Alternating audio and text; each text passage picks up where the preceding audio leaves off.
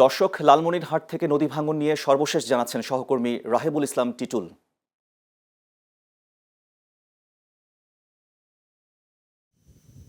জি রাফায়েত, আপনাকে ধন্যবাদ। আপনি যেমনটা বলছিলেন, সেটি হচ্ছে যে তিস্তার পানি কমেছে, কিন্তু কমছে না তিস্তা পাড়ের মানুষের উদ্বেগ উৎকণ্ঠা।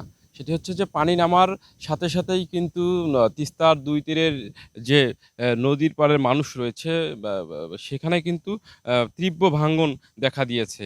আর স্থানীয়দের দাবি, জিও ব্যাগ ফেলে স্থানীয়ভাবে ভাঙ্গন ঠেকানো গেলেও কিন্তু স্থায়ীভাবে সমাধান মেলে না। তিস্তা খনন ছাড়া এই সংকট কোনো বিকল্প নেই।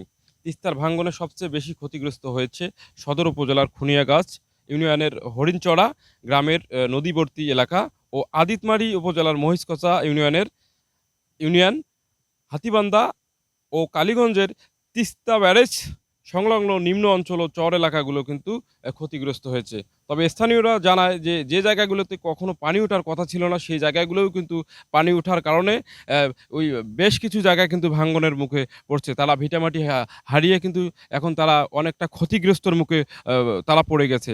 এক তাদের যে সয় সম্পদ হারিয়ে তারা চরম দারিদ্রত ও অনিশ্চয়তার মুখে পড়তে হচ্ছে তাদেরকে, যা তাদের দৈনন্দিন জীবনযাত্রায় বারবার থমকে দাঁড়াচ্ছে। তবে নদীপাড়ের মানুষ যেটি বলছে, আমরা তাদের সাথে কথা বলেছি, তারা হচ্ছে যে যে তিস্তা মহাপরিকল্পনা যেটাকে বলা হচ্ছে, বারবার যে দাবি করা হচ্ছে, তিস্তা পাড়ের মানুষ যেটিকে নিয়ে দাবি করতেছে, সেটি হচ্ছে তিস্তা মহাপরিকল্পনা বাস্তবায়ন করে এই অঞ্চলের মানুষের দুঃখ দুর্দশা ঘোচাবে, এমনটাই দাবি এই অঞ্চলের মানুষ।